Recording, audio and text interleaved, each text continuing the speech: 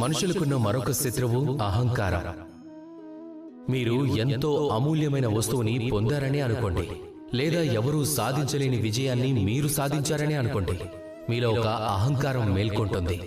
ఇక ఈ అహంకారం మీకు శత్రువా లేక మిత్రుడా? అది మీ వివేకంపైనే ఆధారపడి ఉంటుంది.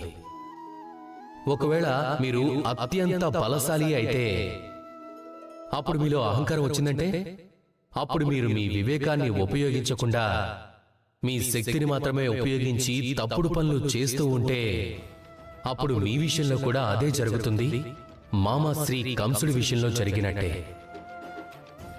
కానీ ఒకవేళ మీకు అహంకారం ఉండి మీ ప్రేమపై, మీ సమర్పణపై, ఎవరినైతే మీరు ప్రేమిస్తున్నారో వాళ్ల కోసం మీరు నా ప్రతి ఒక్క అంగాన్ని సమర్పిస్తాను అనుకుంటే అప్పుడు మీరు దదీజీలాగా మహాత్ములు అవుతారు.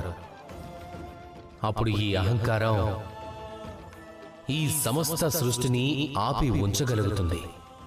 కాబట్టి దాన్ని మిత్రుడిగా చేసుకోండి.